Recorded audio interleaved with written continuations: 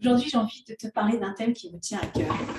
J'étais avec les franchisés Aroma Body Sound, donc un groupe de personnes qui se forment pour enseigner à leur tour à l'Aroma Body Sound.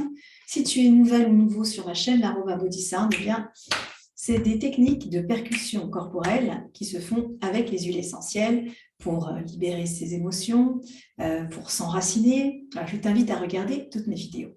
Et donc, j'étais en réunion avec le groupe des affiliés, des franchisés, et il y a un thème qui est venu. On a parlé du thème qui concerne la beauté et qui concerne également le maquillage. Alors, c'était très intéressant parce qu'on avait des avis, on va dire, un peu partagés. Alors, certaines disaient, mais non, le maquillage, finalement, c'est superficiel. Ce qui est important, eh bien, c'est de cultiver ce qui est à l'intérieur de soi. C'est de s'accepter tel que l'on est et c'est de cultiver sa beauté intérieure. Et puis, d'autres qui disaient, mais finalement, la beauté extérieure, c'est aussi de l'art, c'est aussi faire plaisir, c'est aussi le plaisir des yeux, le plaisir de se sentir belle. Et alors, on a eu comme ça une discussion et j'ai pensé que ce serait intéressant d'en faire une petite vidéo. Et je vais te partager ce que j'ai aussi partagé avec elle. Et la question que j'ai envie de poser, c'est qu'est-ce qu'une beauté intérieure qui, à un moment donné, ne va pas s'extérioriser, qui ne va pas s'exprimer? Regarde la nature autour de toi. Les fleurs, elles sont belles, elles sont colorées, elles sentent bon. Il y avait une personne en marketing qui disait « ce qui est laid se vend mal ».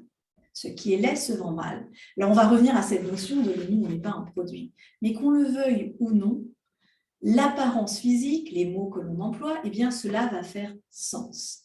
Donc, pour en revenir à la notion de maquillage, j'avais évoqué un exemple que je trouve extrêmement puissant et que j'ai envie de partager avec toi. Je l'avais déjà détaillé dans une de mes vidéos. C'est l'histoire d'un groupe de personnes âgées, donc ils sont dans une maison de retraite, et il y a donc des maquilleuses qui vont venir leur rendre visite et qui vont les apprêter, maquiller, coiffure, etc. Et alors, c'était intéressant parce que ces problèmes-là, ces personnes-là souffraient d'un problème qu'on appelle l'énurésie. Donc, elles faisaient pipi au lit.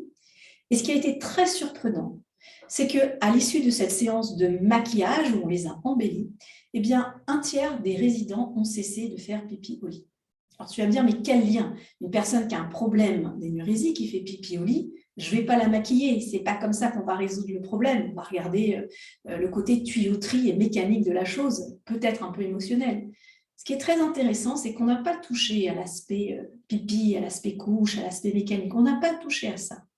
On a simplement fait rappeler à cette personne, d'un point de vue, c'est comme un hologramme, la projection de sa beauté, elle l'a vu se manifester devant ses yeux. Alors cette dame se disait, par exemple, j'étais très belle quand j'étais jeune, mais elle ne le voit plus. Elle ne le voit plus.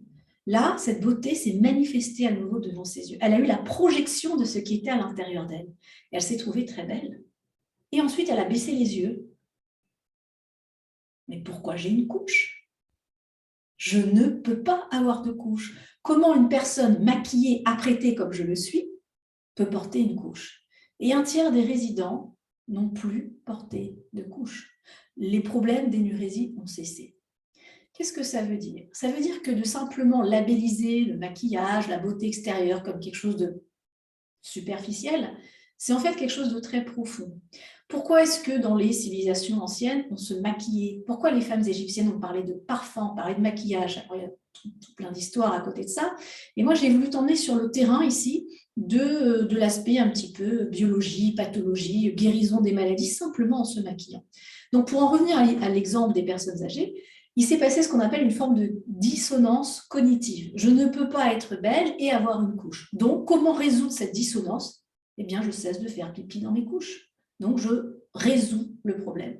Donc, c'est intéressant de voir qu'une projection de soi, de sa beauté intérieure vers l'extérieur, va permettre de résoudre certaines problématiques. C'est pareil pour la confiance en soi. On nous dit, il faut que tu aies confiance en toi, c'est important. La personne dit, oui, mais je n'ai pas confiance en moi pour mille et une raisons, ça peut être aussi des critères physiques. Et de lui dire, mais d'abord, travaille ta confiance en toi à l'intérieur et ensuite, ça ira. Ben, ce n'est pas évident. C'est pas évident parce que qu'on le veuille ou non, on est des êtres d'émotion, on est des êtres de sensorialité. Donc, de pouvoir dire à une personne, bien, après toi, prends soin de toi, essaye d'affermir un petit peu ton corps. Et cette personne, plus elle va rentrer dans l'appréciation de son être physique, de sa beauté physiquement extérieure qui lui convient, et au plus elle va gagner confiance en elle. Donc, ce que je voulais dire ici, c'est qu'il n'y a pas de réponse simpliste. Ce n'est pas simplement le fait de dire « Ah ben moi, je suis belle sans je ne suis pas maquillée, je m'accepte que je suis le body positive ». J'aime bien tout ça. Mais il faut que ça corresponde à la réalité de la personne avec laquelle on travaille, surtout si on est dans le coaching. Donc, si une personne elle a besoin de se maquiller, elle a besoin d'abord de projeter un hologramme de qui elle est, parce que ça va lui donner confiance pour ensuite aller à la gym, pour aller faire de la course à pied, eh bien, il faut le faire. Et ce qui est parfois, parfois on va s'enfermer dans des espèces de critères de jugement, de se dire, ben non, maquiller, c'est superficiel. Se maquiller, c'est très profond. Le maquillage, c'est la superficie qui en fait va toucher à des couches très profondes. Il y avait Alain, le philosophe Alain, qui disait ce qu'il y a de plus profond chez l'homme, c'est la peau. Or, la peau, c'est vraiment quelque chose de très superficiel. Et j'ai envie de dire pareil du maquillage. Alors, cette petite vidéo, c'était pour dire qu'on a beaucoup de travail à faire concernant ce système de valeurs, de croyances, de croire que non, le maquillage, c'est pas très important. Et j'avais envie de dire, c'est un mot que j'ai employé plusieurs fois, cette projection de l'hologramme. Je projette un hologramme de moi, visuel, mais ce n'est pas tout. Je peux projeter aussi un hologramme olfactif de moi. Tu projettes toute cette sensorialité à l'extérieur de toi, pas à l'intérieur, à l'extérieur de toi. Et une fois qu'elle est rendue visible, qu'elle est palpable, je peux la toucher, alors c'est tellement plus simple ensuite de rentrer dedans.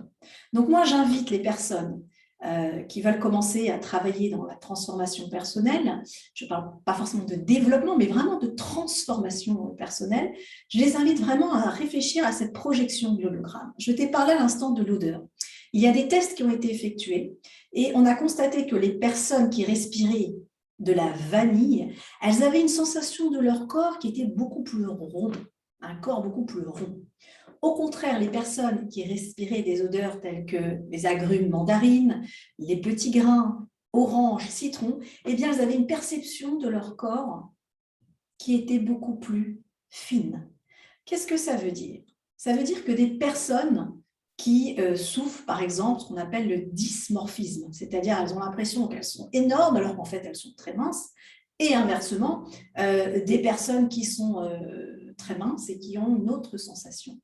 En leur proposant un hologramme olfactif, elles vont avoir cette sensation, par exemple, en respirant de la vanille, oui, je suis beaucoup plus ronde. Donc, elles préparent déjà l'environnement olfactif de ce vers quoi elles vont aller. Ou alors, si au contraire, elles cherchent à s'affiner, elles vont respirer plutôt des odeurs d'orange, de mandarine, et elles voient déjà, elles sentent déjà le parfum de leur corporalité, du corps dans lequel elles souhaitent s'installer. Est-ce que vous vous rendez compte de la difficulté quand on demande aux gens fais un régime, perds du poids, va faire de la gym, va faire de la natation? C'est compliqué.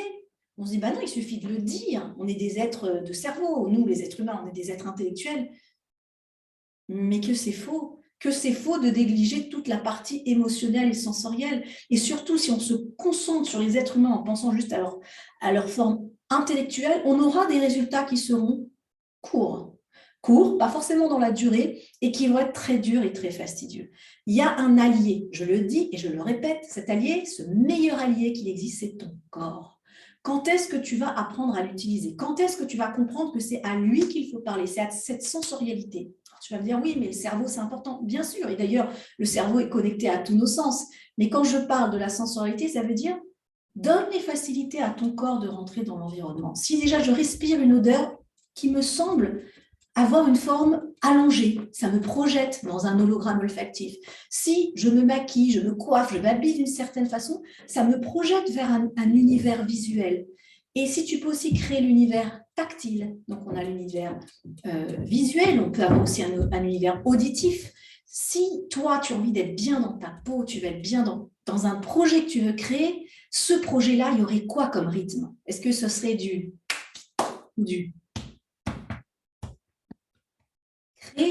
Crée la vibration rythmique de l'univers dans lequel tu veux rentrer. Crée la vibration de l'univers olfactif dans lequel tu veux rentrer. Crée l'univers, l'hologramme visuel de l'hologramme dans lequel tu veux entrer et aussi l'univers tactile. Quel est l'univers tactile? Plutôt de la douceur, plutôt des tapotements. Et au plus, tu vas réunir ces 5 sens et tu vas pixeliser cette matrice. C'est tellement plus simple. Et les résultats se font de même. Crée la poche, crée la matrice sensorielle et ensuite saute dedans. Et tu vas voir que les transformations se font. C'est ma façon de travailler. Je sais, c'est assez particulier, original, mais les résultats sont là. Et ils sont là avec tranquillité, pas de stress, pas de pression, pas de difficulté particulière, simplement l'envie, le plaisir de se créer une nouvelle poche, on se crée une nouvelle matrice dans laquelle on va pouvoir évoluer et se transformer. Voilà le beau programme que je te propose. Si tu veux en savoir plus sur ma façon de travailler, je t'invite à me contacter ou bien à découvrir le programme que l'on appelle Wonder Woman. Merci de m'avoir suivi. Si cette vidéo t'a plu, n'hésite pas, des petits pouces bleus, like. Grâce à tes petits pouces bleus, cela va faire monter le référencement, donc partager l'information à plus de monde. Et si tu n'es pas déjà abonné, pense à t'abonner. Merci beaucoup, à très bientôt. Et tu peux aussi commenter, je répondrai avec plaisir à tes questions. À très bientôt.